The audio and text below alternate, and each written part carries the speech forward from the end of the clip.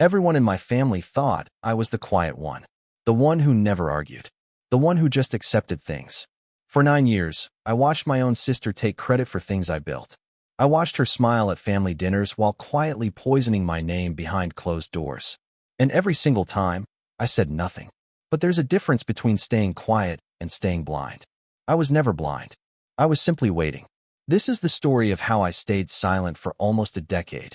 And then, in one single afternoon, in front of the entire family, I shut it all down. If you've ever been betrayed by someone who was supposed to love you, a sibling, a spouse, a best friend, and you had to keep smiling because family doesn't air its problems in public, this story is for you. Because sometimes, the people closest to us are the ones who hurt us the deepest. And sometimes, the quietest person in the room is the one holding all the power. Let me take you back to the beginning. I was the younger one. My sister, Aisha, was 3 years older, and from the day I was born, she made sure everyone knew she was first. First in age, first in attention, first in everything that mattered. Our parents ran a small family textile business, something they had built from nothing, thread by thread, sale by sale. It wasn't glamorous, but it was ours. It fed us. It sent us to school. And when our father passed away, it became the one thing that connected us to him. I was the one who stayed close to the business. While Aisha moved to the city chasing a bigger life, I stayed behind, working with my mother, learning every part of the trade, the suppliers, the fabric quality, the customer relationships built over 20 years. When my mother's health began to decline, I was the one who quietly took over everything. I redesigned our product line. I brought in new clients. I turned a small, struggling shop into a business that could finally support the whole family again. Aisha visited occasionally. She'd smile, take pictures for social media standing in front of her family shop, and leave again within a few days. I never resented her for leaving. I understood people build different lives. What I didn't understand, what I couldn't have imagined, was what she was planning to do the moment our mother's name was no longer the only one on the business documents. I trusted her completely. She was my sister. Family doesn't betray family. At least, that's what I believed. Until the day I found out how wrong I was. It started small. A phone call here, a strange comment there. One of our oldest suppliers mentioned, almost casually, that Aisha's new company had contacted him for a similar deal. I laughed it off at first. Aisha didn't know the first thing about textiles. She had never once asked about supplier contracts or fabric sourcing. But the comments kept coming. A client mentioned they'd received a proposal from a business with our same product designs, but under a different name.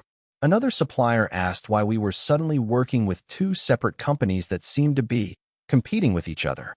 I started paying closer attention. I noticed Aisha had been asking our mother unusual questions during her visits. Questions about ownership documents, about which name was legally listed as the business's founder, about old family paperwork stored in our father's files. At the time, I thought she was simply curious about her inheritance. I never imagined she was quietly building a copy of everything I had spent years creating. Then, one evening, my mother, confused and increasingly forgetful due to her illness, mentioned that she had signed some documents that Aisha brought her to sign during a visit. Documents she didn't fully understand, but signed anyway, because she trusted her daughter. My stomach dropped. I asked to see them. My mother searched, but couldn't find her copies. Aisha, when I called her, brushed it off as just some formality and quickly changed the subject. That night, I couldn't sleep. Something inside me, that same quiet alarm we all learned to recognize, was screaming that something had gone terribly wrong. It took almost 2 months of careful digging before I found the truth, and when I did, it broke something inside me that has never fully healed. Aisha had used our mother's declining health to have her sign over partial ownership rights of the family business.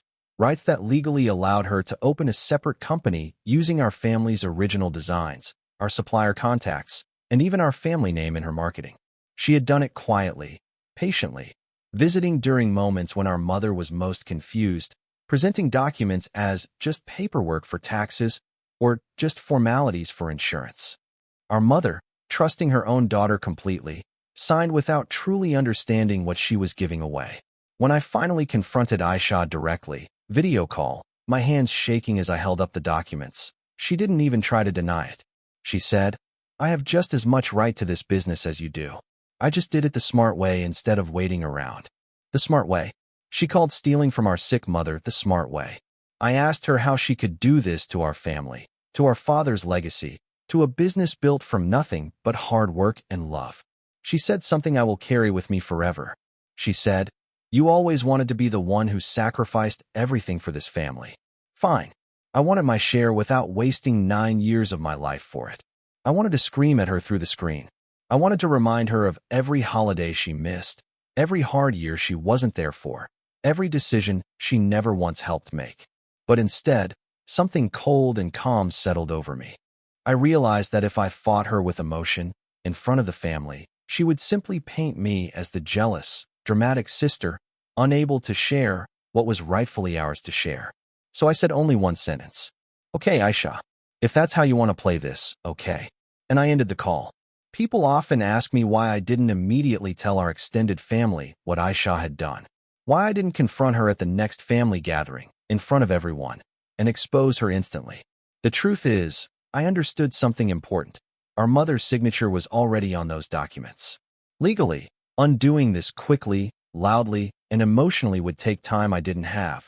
And worse, it could destroy what was left of our mother's peace of mind during her illness. So I made a decision that surprised even me. I chose patience over panic. I quietly consulted a family lawyer, someone who specialized in cases involving elderly parents and questionable signatures obtained during periods of declining health. I learned that with the right medical documentation and the right timeline of evidence, those documents could potentially be challenged, but only with careful, undeniable proof. I began collecting everything. Messages between Aisha and our mother. Records of our mother's medical appointments, showing the timeline of her memory decline. Testimonies from our family doctor about her condition during the exact period the documents were signed. Bank records showing money moved from our company's shared accounts into Aisha's new business. Meanwhile, in public, I stayed calm. I attended family events. I let relatives believe that Aisha and I were simply figuring things out privately, without revealing the depth of what had actually happened. Aisha, believing she had already won, grew careless. Her new company began advertising more aggressively, using our family name more openly, even reaching out to our oldest and most loyal clients directly, clients who had trusted our family for over 20 years. Every careless move she made became another piece of evidence in the case I was quietly building. 2 years passed like this. 2 years of biting my tongue at family dinners.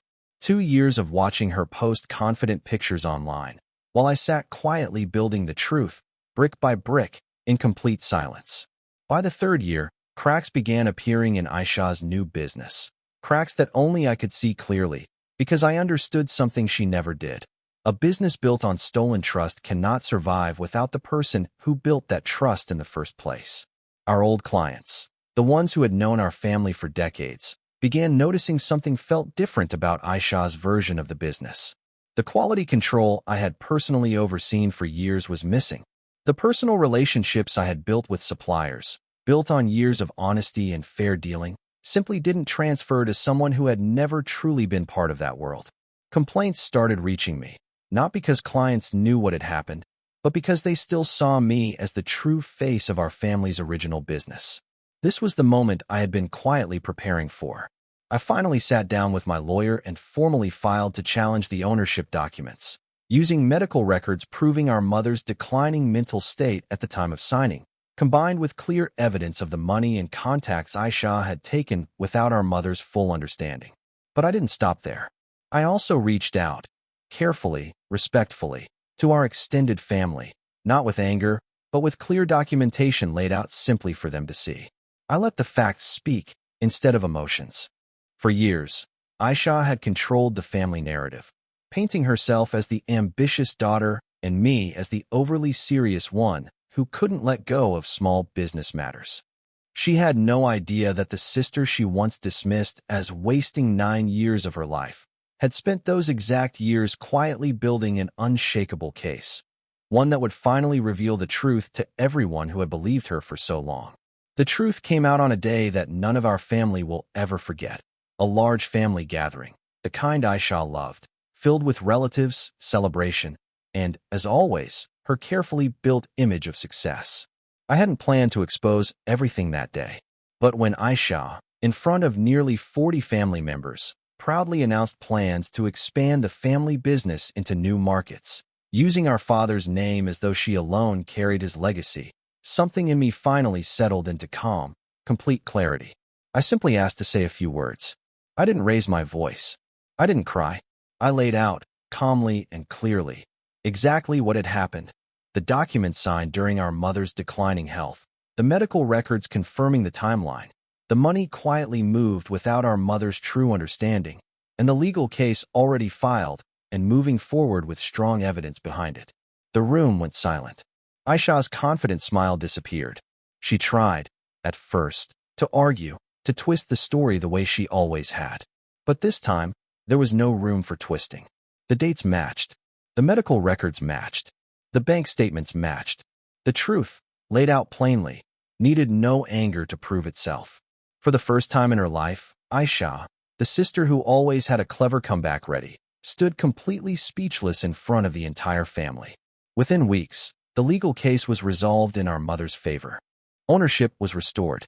Aisha's new business, stripped of the credibility she had borrowed from our family name, quietly struggled and eventually shut down completely. In the months that followed, our family slowly began to heal.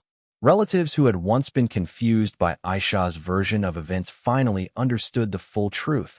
And while some relationships remained strained, our mother's final years were spent knowing her true legacy had been protected.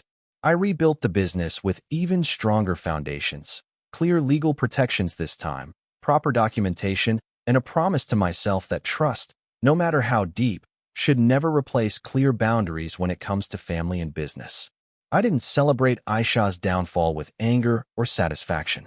What I felt instead was something quieter, a deep, aching sadness that it had come to this at all, mixed with relief that the truth had finally been allowed to breathe.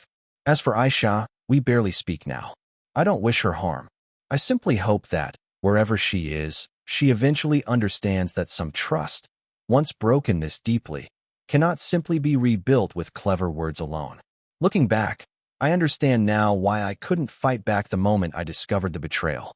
Anger convinces us to react immediately, but real justice, the kind that actually protects the people we love, often needs patience, evidence, and quiet preparation instead of loud emotion. If I had confronted Aisha the moment I found out, with no proof beyond my own hurt feelings, I would have looked exactly like what she always accused me of being: dramatic, jealous, unable to let go. Instead, I let the truth build itself, slowly, carefully, until it could stand completely on its own. If someone close to you has ever betrayed your trust, remember this: you don't have to prove your pain loudly to make it real. Sometimes, the strongest thing you can do is stay calm, gather the truth, and wait for the moment when silence finally speaks louder than anything you could have shouted. I stayed quiet for years, and when the moment finally came, I didn't just speak. I shut it all down. If this story touched you, remember, patience is not weakness. It is strength quietly waiting for the truth to be ready.